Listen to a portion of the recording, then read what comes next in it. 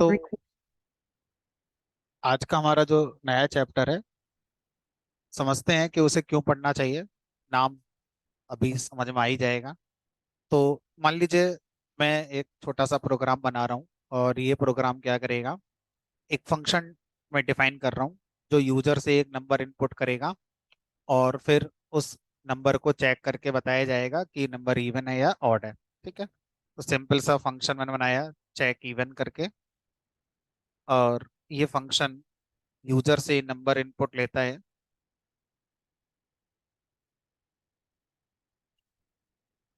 Enter number,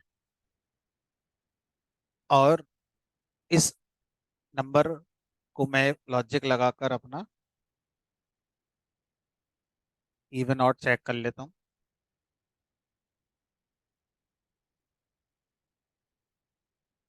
ये हो गया इवन, एल्स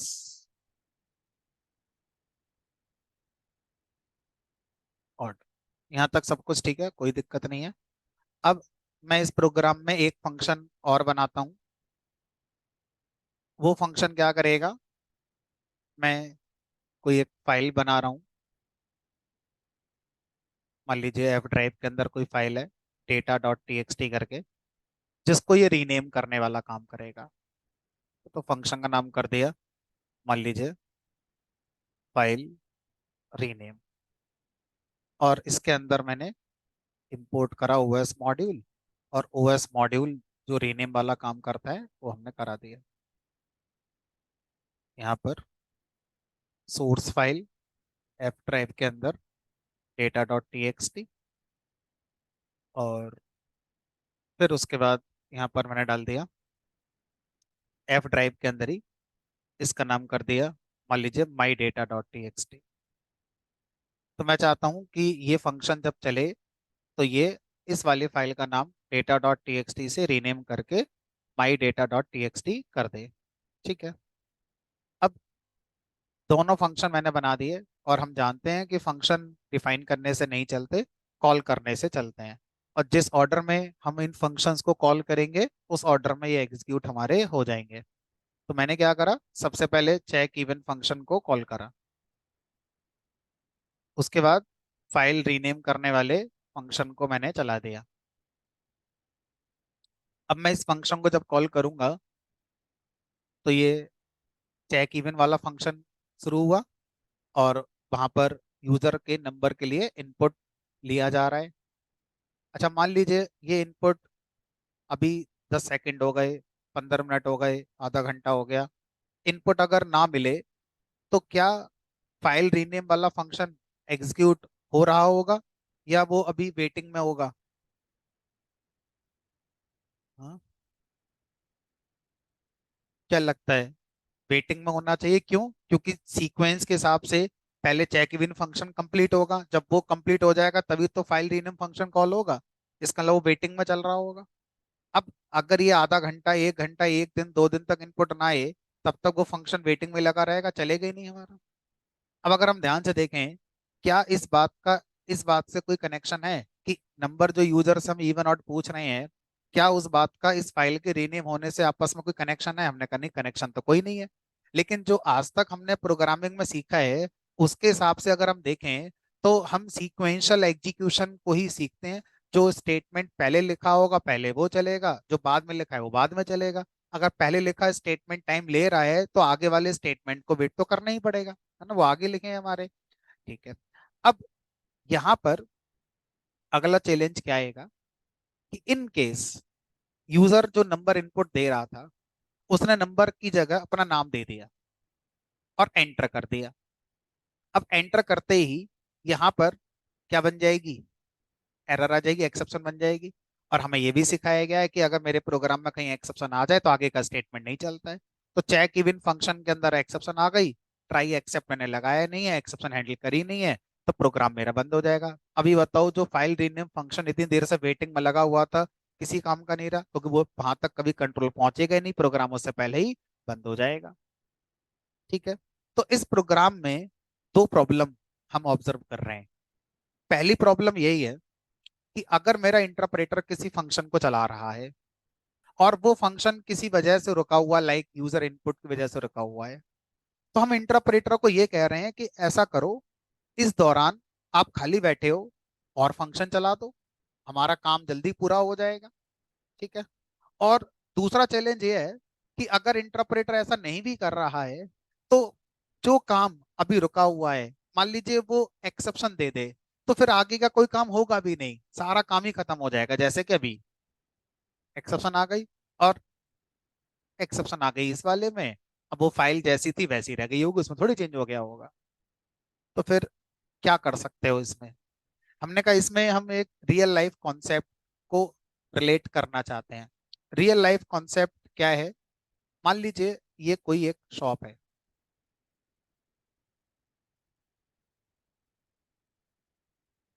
इस शॉप पर एक सेल्समैन है, और मान के चलते हैं एक ही सेल्समैन है, दूसरे का खर्चा नहीं उठा रहे हैं।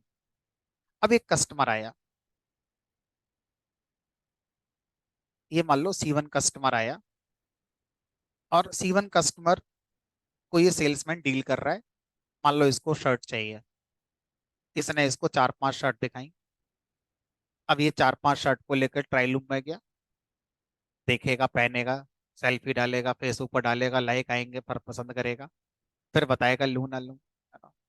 इस दौरान ये सेल्समैन खाली बैठा हुआ है, कुछ कर तो रहा नहीं है। अब दूसरा कस्टमर आ गया। अब हमारा सेल्समैन ये कह रहा है कि भाई मैं बिजी हूँ, मैं एक कस्टमर को डील कर रहा हूँ, एक काम करो लाइन में लग जाओ। फिर तीसरा कस्टमर आ गया, उससे भी कह रहा लाइन में लग जाओ। तीसरा कस्टमर कह रहा है मुझे रुमाल चाहिए, सफेद रंग का रुमाल दे दो, बस पसंद करना ही नहीं है, ऐसे ही दे दो। कह रहा नहीं, मैं लाइन से ही काम करता हूँ, अभी जिस कस्टमर को मैं डील कर रहा हूँ वो ट्रायल रूम में जाके चेंज करके आएगा, जब वो कह देगा मुझे चाहिए नहीं चाहिए, तब दूसरे वाले का नंबर आएगा, फिर आपका नंबर आएगा, लाइन में लगे रहो। अगर ऐसा सेल्समैन होगा तो दुकान बंद होने वाली है जल्दी से। हमारा इंटरप्रेटर पता है यही सेल्समैन का काम कर रहा है अभी फिलहाल।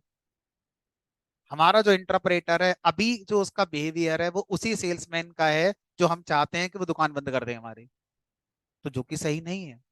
तो अब अगर ये सेल्समैन बीटेक नहीं भी करा हुआ है, ये पढ़ा लिखा नहीं भी है, तो ये क्या करेगा? ये अपना टाइम शेयर करेगा सारे कस्टमर के लिए, है ना? अपना कुछ टाइम पहले कस्टमर को देगा, जब तक ये ट्रायल रूम में जाके पसंद करेगा, घर पे फोटो खींचेगा, भेजेगा, वहां से रेस्पॉन्स आएगा, तब तक ये दूसरे को डील कर ले। थोड़ा टाइम तीसरे को दे दे, फिर पहले पे आ जाए, फिर तीसरे पर चला जाए। हो सकता है जिसका काम जल्दी है वो निपट जाए और चला भी जाए अपना शॉपिंग करके। शायद आज जितने भी सेल्समैन मार्केट में हैं, चाहे वो 10th फेल हैं या पोस्ट ग्रेजुएट करे हुए हैं, यही ट्रिक यूज करते होंगे, है ना? तो अब टाइम शेयरिंग का कॉन्सेप्ट हम अपने इंटरप्रेटर को सिखाना चाहते हैं। ये जो शॉप है, इसको आप पाइथन का सिस्टम मान लीजिए,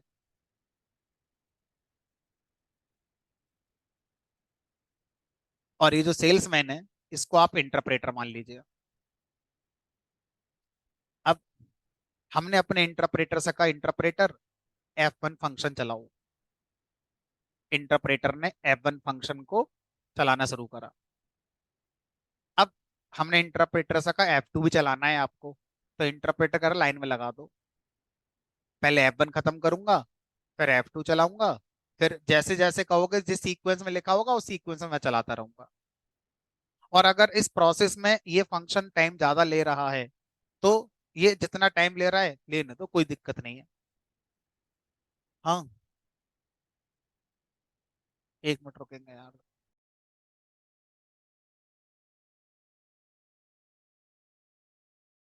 अगर आपसे कहा जाए कि ये जो हमारा इंटरप्रेटर है, ये इंटरप्रेटर जब F1 फंक्शन को रन कर रहा है, तो ये कह रहा है कि जब तक F1 खत्म हो नहीं जाएगा, भले ही आधा घंटा रुके, 1 घंटा रुके, फाइल डाउनलोड करे यूट्यूब से चाहे यूजर से इनपुट के लिए रुके, जब तक ये काम खत्म नहीं कर देता, तब तक मैं दूसरे को नहीं उठाऊंगा। यानी कि हमारा इंटरप्रेटर सीक्वेंशियल एग्जीक्यूशन पे काम कर रहा है। अब हम अपने इंटरप्रेटर से कहना चाहते हैं कि स्मार्ट सेल्समैन बन जाओ। अगर आपको 3 फंक्शन रन करने को दिए जाएं, तो आप अपना टाइम शेयर करके उनको रन करो। कभी पहले को चलाओ, फिर उसको पूरा मत करना, उसको छोड़ दो थोड़ी देर के लिए, फिर दूसरे को चला दो, फिर पहले पे आ जाओ, फिर तीसरे पे आ जाओ, फिर पहले पे आ जाओ। तो इस तरीके से करो। तो इससे क्या होगा, जिस फंक्शन का छोटा काम है वो अपना करके खत्म हो जाएगा, वरना तो वेटिंग में लगा रहेगा हमारा वो। ठीक है।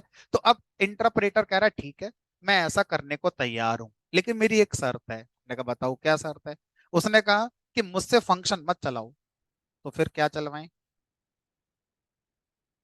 ये पाइथन सिस्टम, इंटरप्रेटर। तो पाइथन के अंदर एक कॉन्सेप्ट आता है थ्रेड का।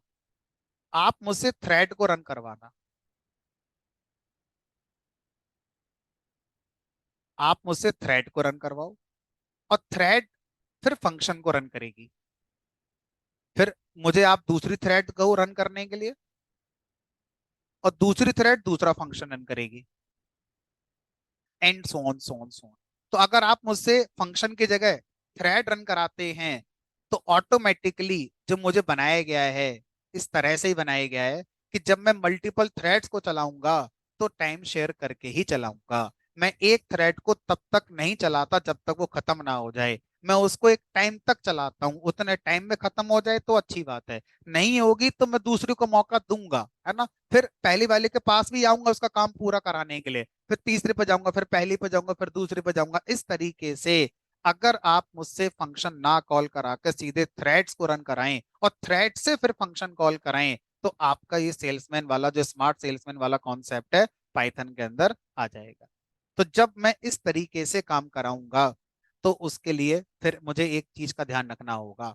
क्या? कि ये जो फंक्शंस आप रन करा रहे हैं, इनका आपस में कोई डिपेंडेंसी नहीं होनी चाहिए। ऐसा नहीं होना चाहिए कि इसका जब आउटपुट निकलेगा वो इसके इनपुट में जाएगा तो फिर फेल हो जाएगा कोड मेरा। ठीक है।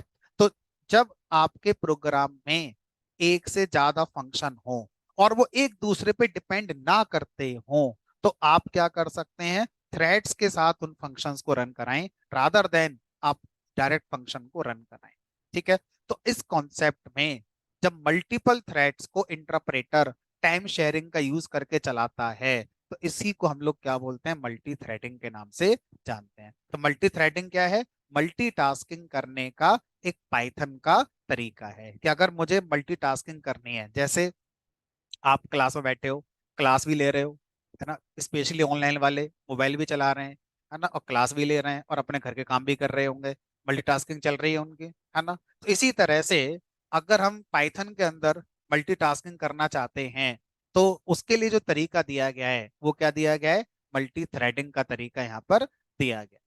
ठीक है। अब इसी बात को हम हेडिंग डालकर आज का टॉपिक अपना लिख लेते हैं।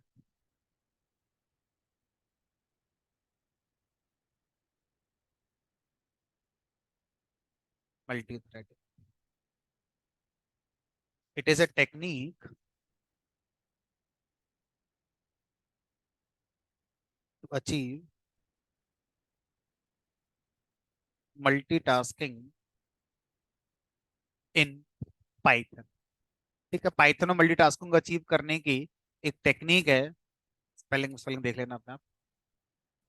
Multitasking in Python. इससे फायदा क्या होगा? It improves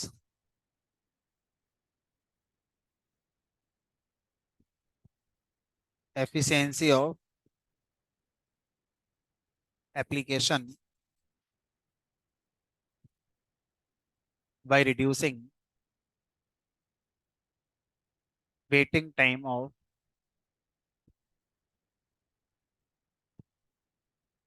independent jobs. जो इंडिपेंडेंट जॉब्स का वेटिंग टाइम लगा हुआ था वो रिड्यूस हो जाता है। इससे हमारा एफिशिएंसी एप्लीकेशन की बढ़ जाएगी। ठीक है। इन कोडिंग,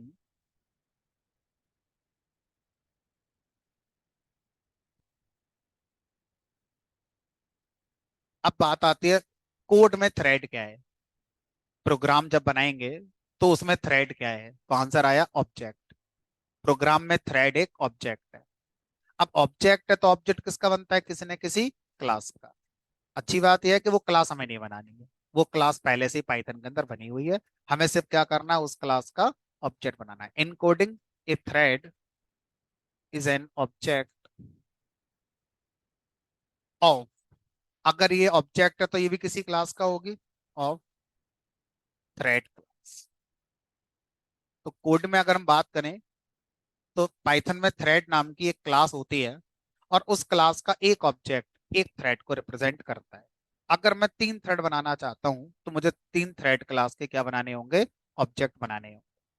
ठीक है। थ्रेड का जो नामकरण रखा गया है वो आइडिया उठाया गया है उस गेम से, वो पपेट वाला जो शो होता है, कठपुतली वाला जो खेल होता है। कठपुतली वाले खेल में कभी चौकीधानी वगैरह गए हो तो आपने देखा होगा उसमें एक आदमी बहुत सारी कठपुतलियों को धागे से पकड़ के नचाता रहता है।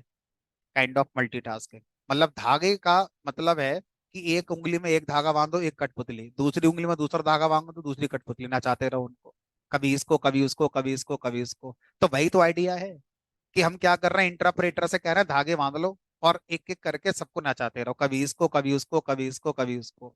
तो वही आइडिया को कोड में इंप्लीमेंट किया गया है, इसीलिए टॉपिक का नाम रखा गया है थ्रेड।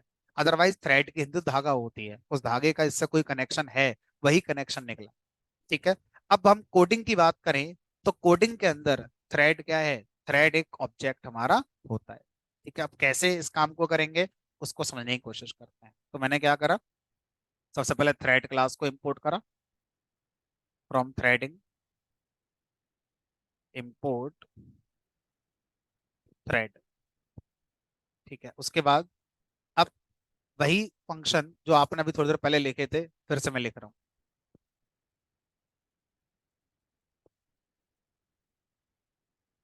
अब मैं इन दोनों फंक्शन को डायरेक्ट कॉल नहीं करूंगा, पहले मैं क्या करूंगा, 2 थ्रेड बनाऊंगा और उन दोनों थ्रेड से कहूंगा भाई आप इन फंक्शन को चलाओ, और फिर उन दोनों थ्रेड को मैं इंटरप्रेटर को दे दूंगा कि इंटरप्रेटर अब आप थ्रेड चलाओ।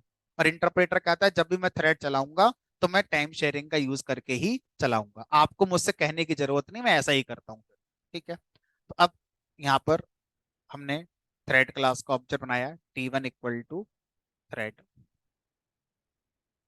T2 क्लास, T2 एक ऑब्जेक्ट और बनाया थ्रेड क्लास का।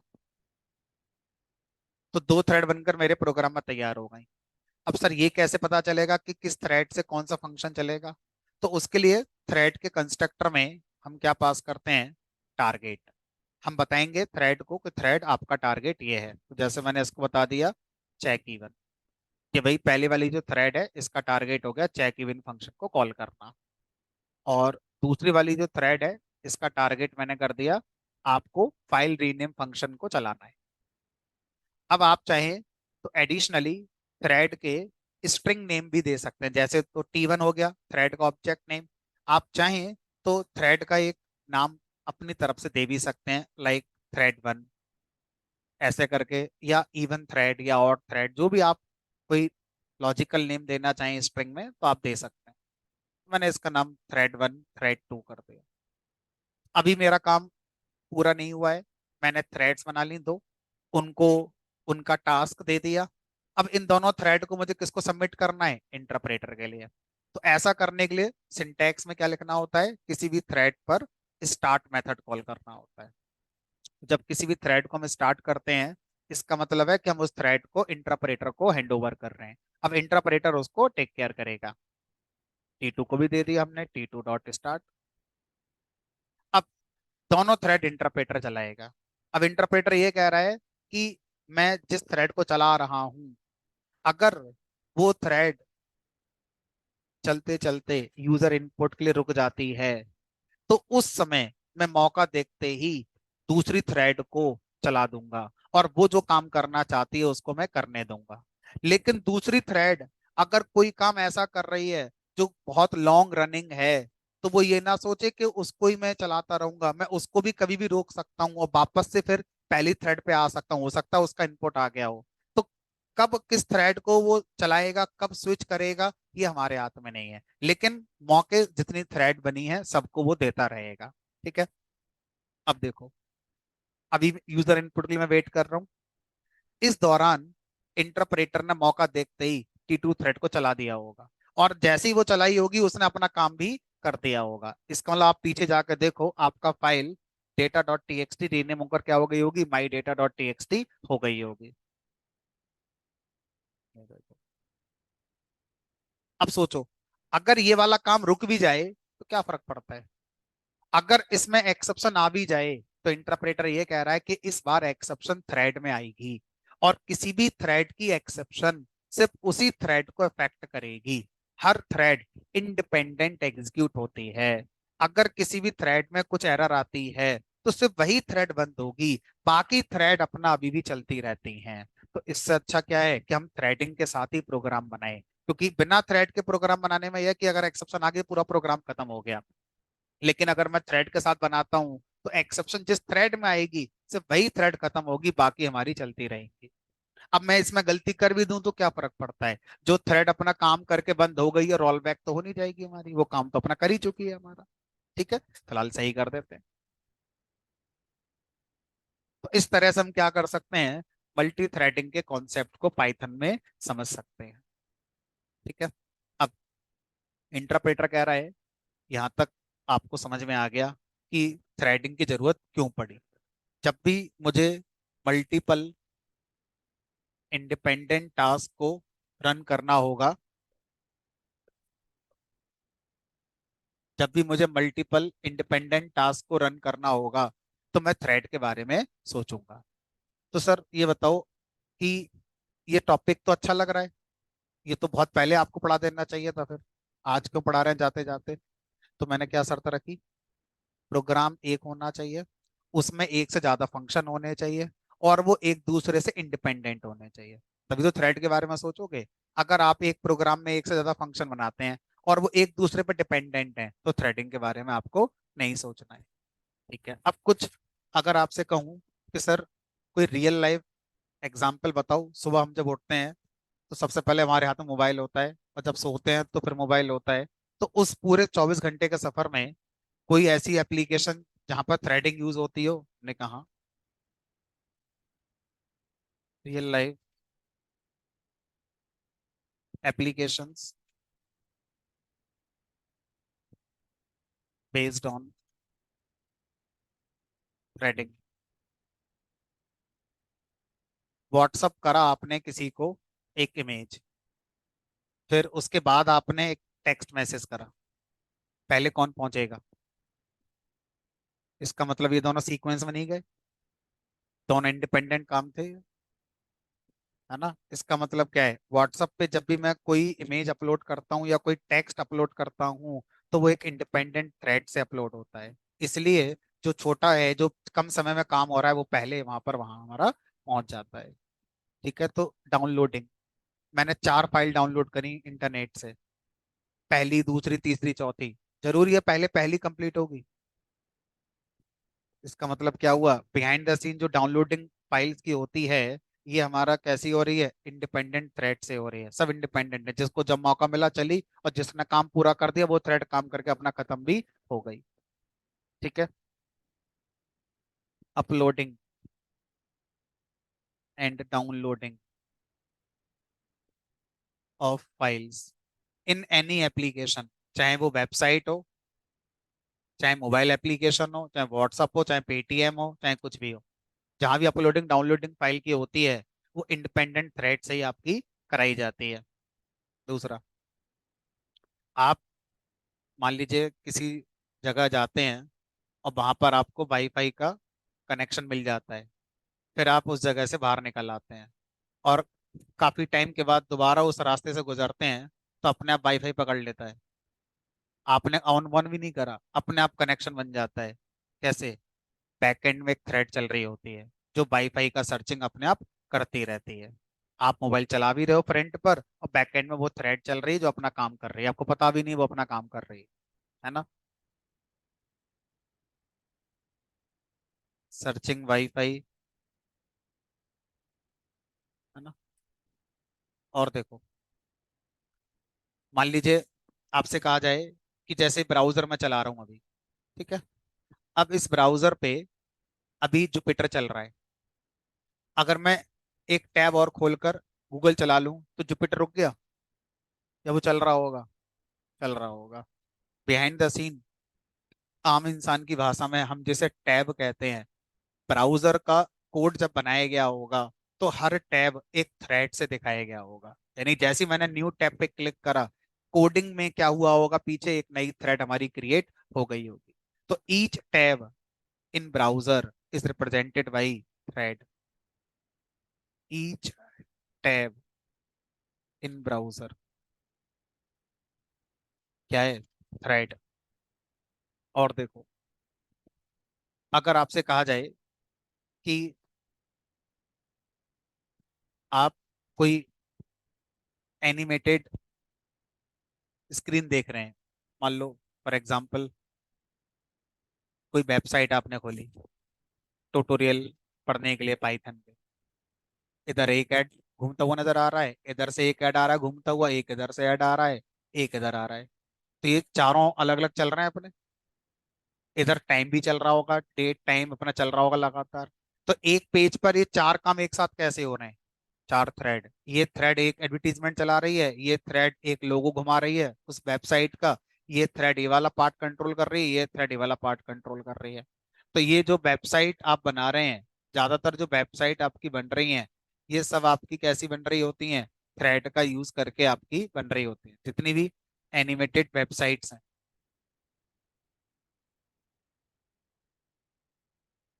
जो भी एनिमेशन होता है बिहाइंड द सीन थ्रेड के साथ ही आपका हो रहा होता है। आखिरी एग्जाम्पल, आपने फेसबुक को लॉगिन किया, तो आप के ब्राउजर के लिए आपने अपने ब्राउजर से फेसबुक को लॉगिन किया, तो बिहाइंड द सीन फेसबुक क्या करता है, आपके ब्राउजर के लिए एक थ्रेड क्रिएट कर लेता है, ताकि अगर आपका ब्राउजर बंद हो जाए एक्सीडेंटली तो कोई फर्क ना पड़े किसी को। तो थ्रेड बन गई, ये थ्रेड फेसबुक चलाती है, फिर लॉगिन कराती है। दूसरा यूजर आया, वो अपने ब्राउजर से लॉगिन कर रहा है, तो उसके लिए एक दूसरी थ्रेड बन जाती है। तो अगर एक साथ फेसबुक में एन यूजर लॉग्ड इन है अपने अपने ब्राउजर से या मोबाइल ऐप से, तो हर यूजर को रिप्रेजेंट करने के लिए इंडिपेंडेंट थ्रेड फेसबुक बनाता है, ताकि किसी थ्रेड में कोई प्रॉब्लम आती है तो सिर्फ उसी में आएगी, बाकी में कोई समस्या हमारी नहीं आएगी। तो फेसबुक ही नहीं, हर वो वेबसाइट जिसमें यूजर होते हैं, चाहे वो बैंक की वेबसाइट हो, आईआरसीटीसी की वेबसाइट हो, पेटीएम की वेबसाइट हो, अमेजन की वेबसाइट हो, हर वो वेबसाइट जिसमें यूजर आते हैं, लॉग इन करते हैं, हर यूजर को सर्वर पे एक थ्रेड से दिखाया जाता है। बिना थ्रेड के कोई भी वेबसाइट यूजर को मॉनिटर नहीं करती है। ठीक है। Each user of application. इस तरह के सर और ढेरों एग्जाम्पल हैं, गिनती कम पड़ जाएगी, लेकिन एग्जाम्पल खत्म नहीं होंगे। ठीक है। तो ये रियल लाइफ एप्लीकेशंस हैं जो थ्रेडिंग का यूज करके ही आपकी बनाई गई। अब वापस आते हैं पाइथन के अंदर।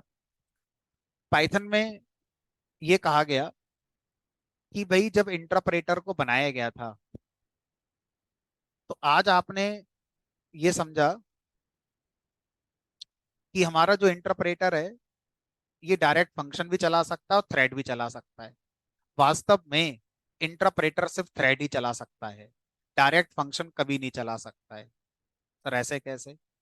थ्रेड चला सकता है, ये बात आज हमने देखी, प्रैक्टिकली समझी भी।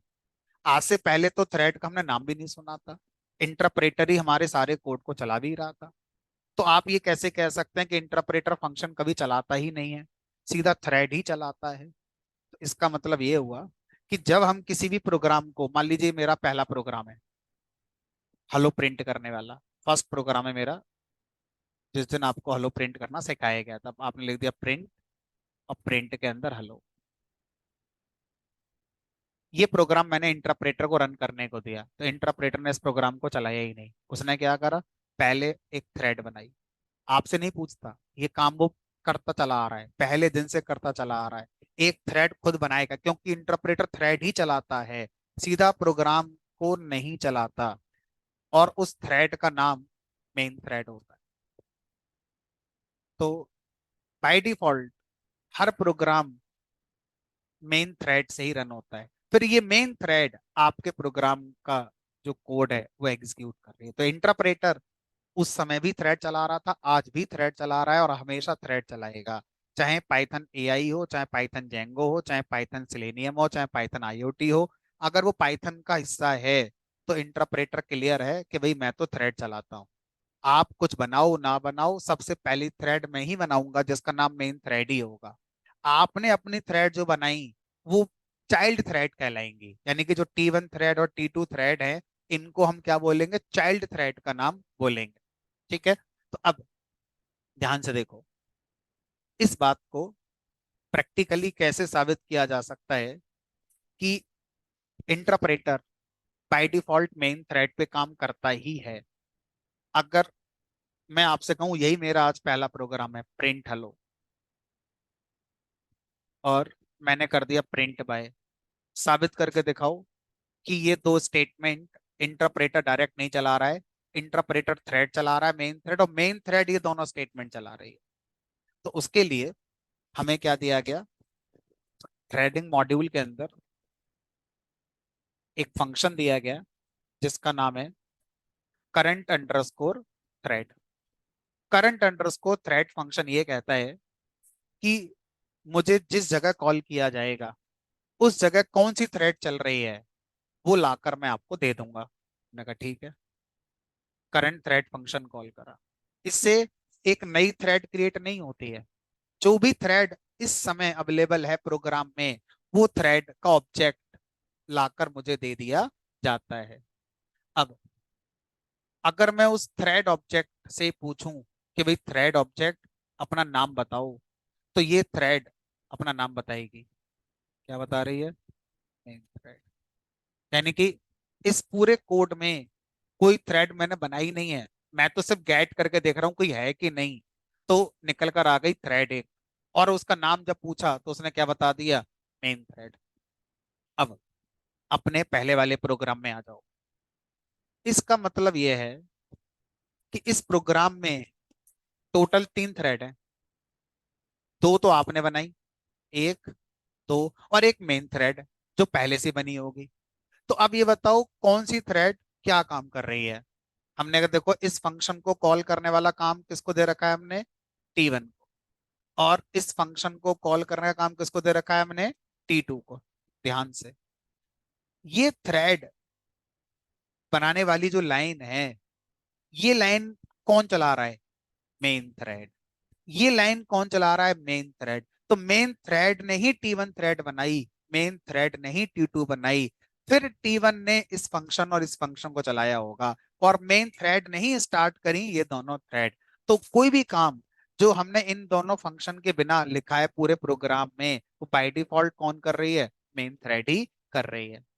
अब थोड़ा और सीखिए। अगर मैं अपने प्रोग्राम में इस जगह पर एक्सेप्शन ला दूं, तो ये किस थ्रेड में एक्सेप्शन आ गई, ये लाइन कौन सी थ्रेड चलाएगी, मेन थ्रेड। तो अब आप ये बोलोगे कि भी T1 T2 तो चलेंगी चलेंगी, नहीं, क्योंकि उस समय तक T1 T2 थ्रेड बनी ही नहीं है, स्टार्ट ही नहीं हुई है। तो अब तक क्या होता था, आप पाइथन के प्रोग्राम को जब रन कराते थे तो वो मेन थ्रेड रन होती थी, और उसमें एक्सेप्शन आ गई और थ्रेड कोई होती नहीं थी, तो इसीलिए हमें लगता था पूरा प्रोग्राम हमारा खत्म हो गया, जबकि वास्तव में मेन थ्रेड ही हमारा क्या होती थी, टर्मिनेट हुआ करती। अब मैं एक काम करता हूँ, इस एक्सपेरिमेंट को करके दिखाता हूँ आपको। मैं इस कोड को जब दोबारा रन करूंगा तो ये बताओ, क्या इस नाम की फाइल मिलेगी इस बार, नहीं मिलेगी।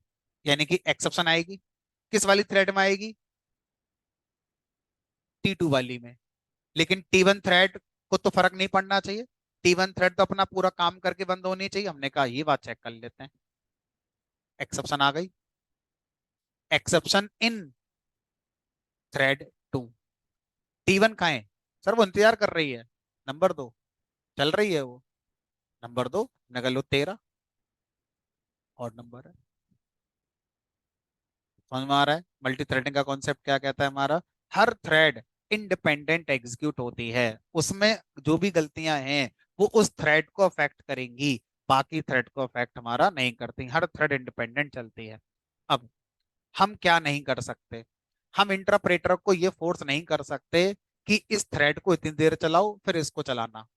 हम इंटरप्रेटर से ये नहीं कह सकते पहले इसे चलाओ फिर इसे चलाओ फिर इसे चलाओ, ये हमारे हाथ में नहीं है। ये इंटरप्रेटर खुद, इसका शेड्यूलर होता है इंटरप्रेटर के अंदर, वो खुद डिसाइड करेगा कि कब कौन सी थ्रेड कितनी देर तक मुझे चलानी है। हमारे हाथ में कोई कंट्रोल इसमें नहीं होता। ठीक है, अब इस बात को थोड़ा बेटर मैनर में समझाने के लिए हमें एक हेडिंग पढ़ना है जिसका नाम है थ्रेड स्टेट्स या लाइफ साइकिल।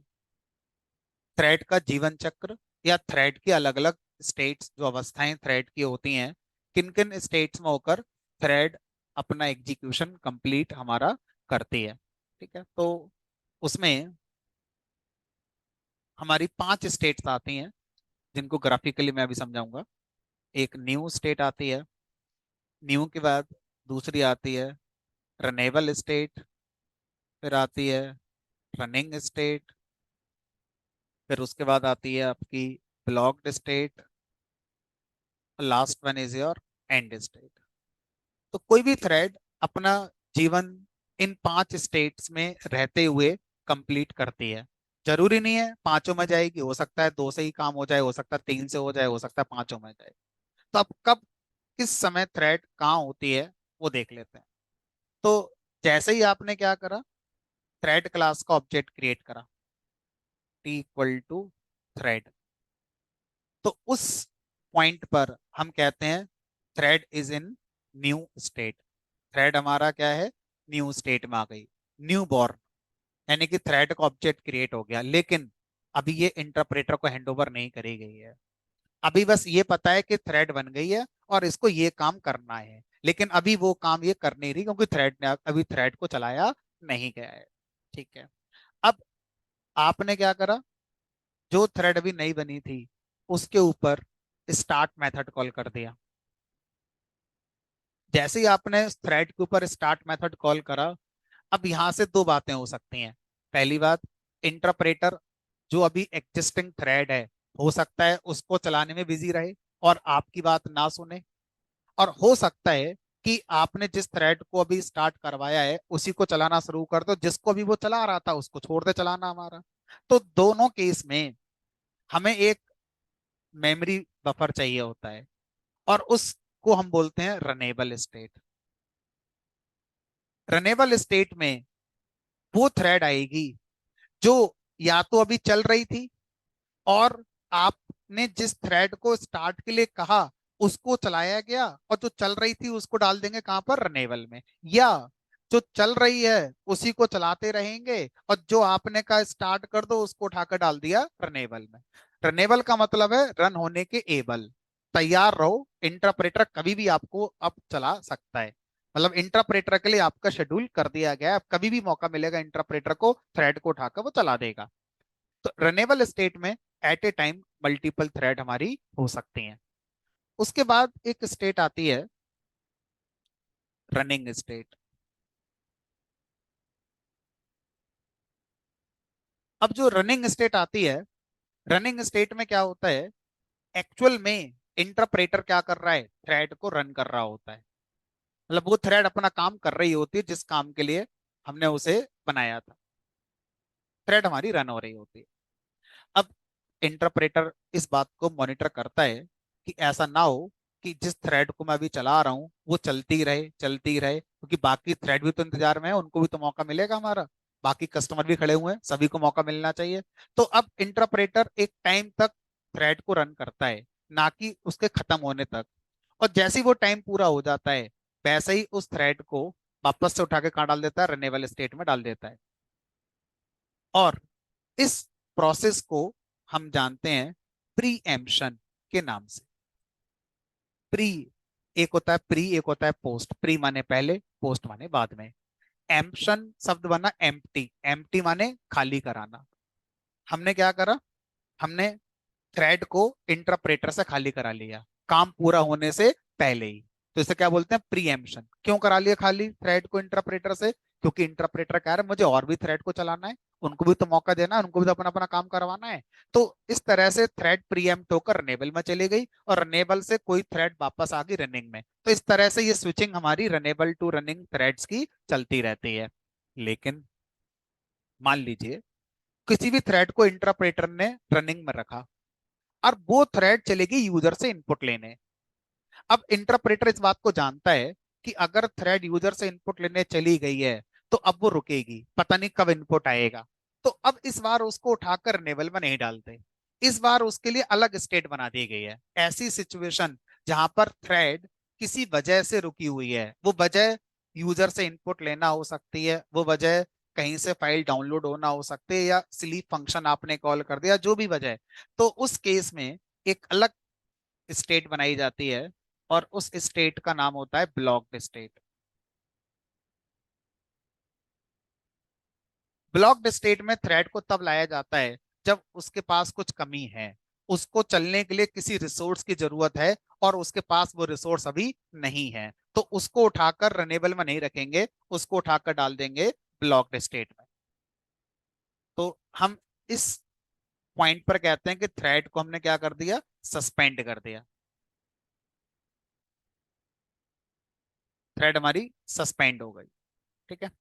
अब मान लीजिए कोई भी थ्रेड सस्पेंड हुई थी यूजर इनपुट की वजह से। अब यूजर इनपुट मिल गया। अब यूजर इनपुट मिलते ही थ्रेड ब्लॉक्ड स्टेट छोड़ना चाहेगी, लेकिन ब्लॉक्ड स्टेट से उसको डायरेक्ट रनिंग स्टेट में नहीं लाया जाता। ब्लॉक्ड स्टेट से उसको कहाँ लाया जाएगा, रनेबल स्टेट में, क्योंकि इंटरप्रेटर रनेबल स्टेट से ही उठाएगा, थ्रेड को पिक करेगा रनिंग करने के लिए।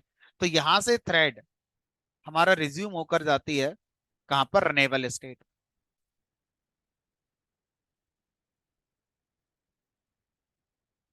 ठीक है। अच्छा, अब सर कभी ऐसा मौका भी तो आएगा कि इंटरप्रेटर किसी थ्रेड को चला रहा था, तो कभी तो खत्म होगी वो, कभी ना कभी खत्म होगी। और अगर वो खत्म हो गई तो वो अपनी आखिरी अवस्था में पहुंच जाती है, जिसको हम क्या बोलते हैं, एंड स्टेट। कि थ्रेड आ गई हमारी एंड स्टेट। अब कोई भी थ्रेड रनिंग स्टेट से एंड स्टेट में आ सकती है दो वजह से। पहली वजह, काम खत्म,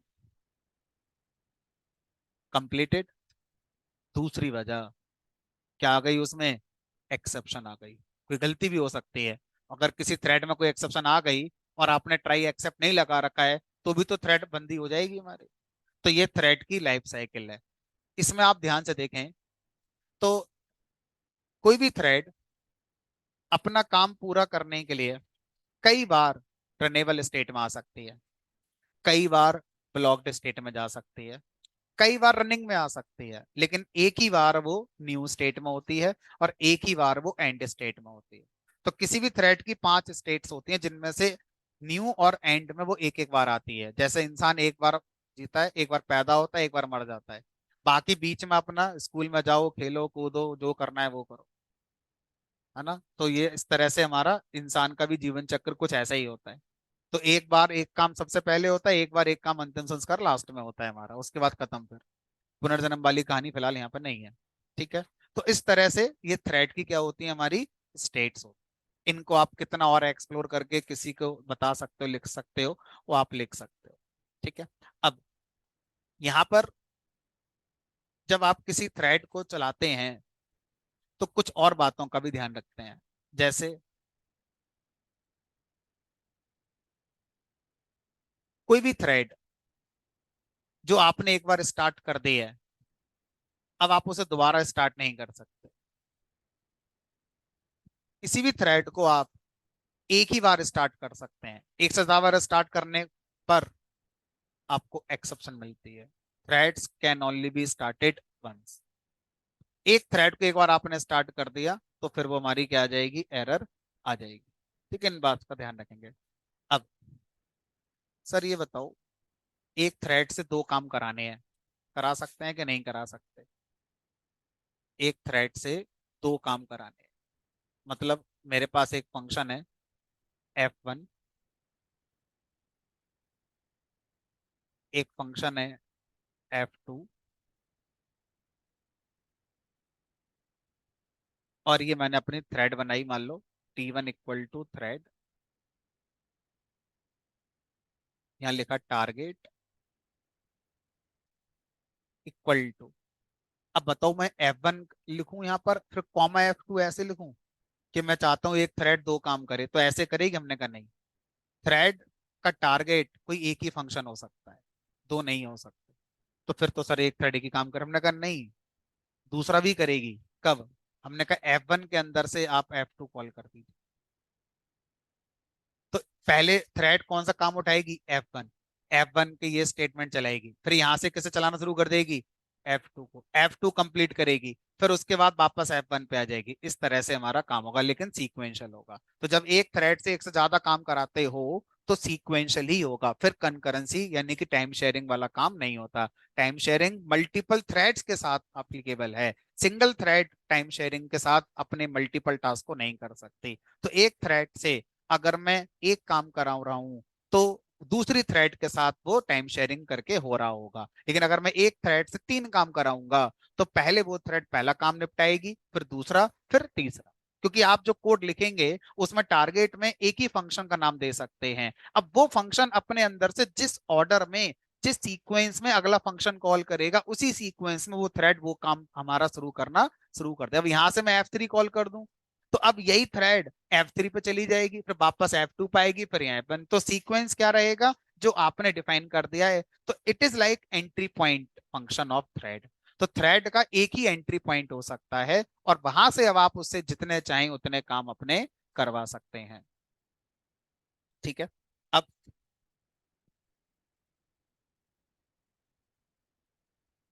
किसी भी थ्रेड के साथ एक कॉन्सेप्ट और आता है जिसको हम बोलते हैं थ्रेड प्रियोरिटी।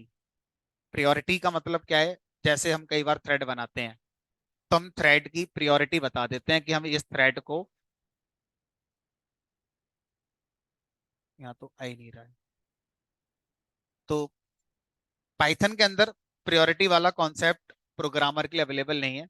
लेकिन इन कॉन्सेप्ट, प्रियोरिटी का कॉन्सेप्ट ये कहता है कि अगर मैंने चार थ्रेड बनाई और मैं ये बताना चाहता हूँ कि भाई कौन सी थ्रेड पहले चले या किस थ्रेड को ज्यादा मौका मिले चलने का, तो हम थ्रेड की प्रायोरिटी सेट कर सकते थे। पाइथन के अंदर प्रायोरिटी वाला कॉन्सेप्ट नहीं है ना? जावा में, C++ में, बाकी लैंग्वेज में प्रायोरिटी वाला कॉन्सेप्ट होता है। ठीक है। तो जब नहीं है तो उसको फिर ज्यादा डिस्कस करने का कोई मतलब भी नहीं है। ठीक है। तो थ्रेड का एक ओवरऑल जो concept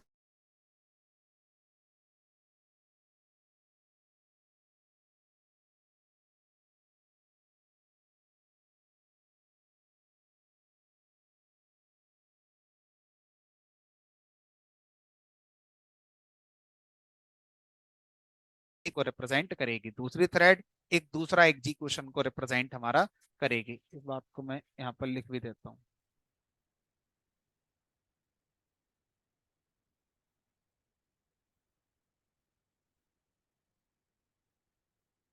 each thread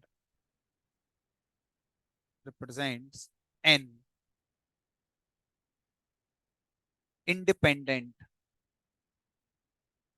execution in program।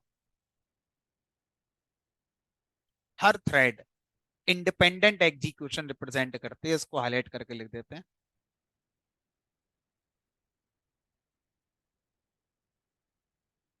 तो हर थ्रेड एक इंडिपेंडेंट एग्जीक्यूशन को प्रोग्राम में रिप्रेजेंट करती है। ठीक है। और प्रोग्रामेटिकली थ्रेड एक हमारा क्या है? ऑब्जेक्ट। ठीक। तो अब थ्रेड से रिलेटेड अभी और भी चीजें हैं जो हमारी रह गई हैं, तो फिलहाल अभी इतना ही रखेंगे आज, है ना? कल मिलेंगे और कल बात करेंगे। थ्रेड का एक और पार्ट है, तो कल हमारा थ्रेड खत्म हो जाएगा और कल ही फिर हमारा लास्ट जो चैप्टर है वो भी हम अपना इंट्रोड्यूस कर लेंगे। ठीक है। चलो इतना ही रखते हैं आज।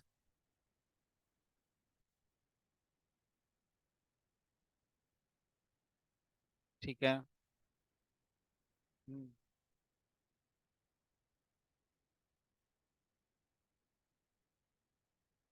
थ्रेड को डेस्ट्रॉय किया जा सकता है। T.destroy डेस्ट्रॉय मेथड है, स्टॉप मेथड भी है। हम मतलब आंसर इज यस। हम थ्रेड से अगर तीन काम के लिए कह रहे हैं और हमें लगता है दो काम हो गए, तो अब किसी भी थ्रेड को अब आगे चलने की जरूरत नहीं है, तो हम उसको टर्मिनेट कर सकते हैं। हमारे पास थ्रेड को स्टॉप या डिस्ट्रॉय करने का मेथड होता है, लेट मी चेक। इन्हीं में से कोई एक नाम से निकलेगा। T1 डॉट,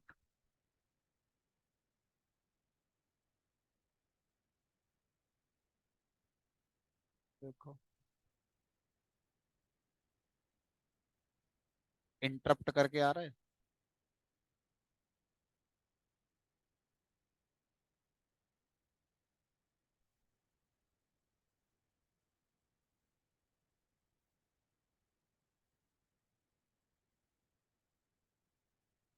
इंटरप्ट, डिस्ट्रॉय, ऐसा तो कुछ नहीं आ रहा भाई।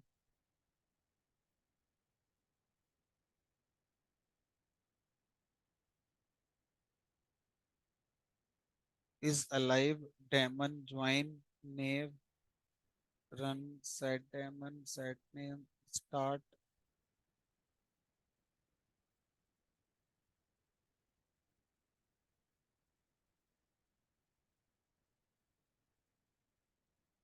फिर तो एक ही तरीका बचता है, डायरेक्ट तो नहीं आ रहा।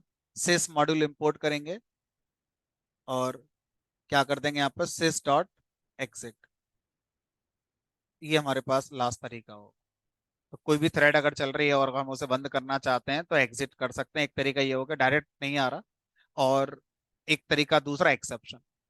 मान लो कोई थ्रेड चल रही है, आगे काम नहीं कराना चाहते, उसमें एक्सेप्शन ला दो, खत्म हो जाएगी, आगे बढ़ेगी नहीं। ठीक है, तो इस तरह से हम कर पा रहे हैं। चलो, बाकी थ्रेड में और जो चीजें बची हुई हैं, कल एक बार और डिस्कस कर लेंगे। कोई क्वेश्चन और पूछना हो तो पूछ सकते हैं।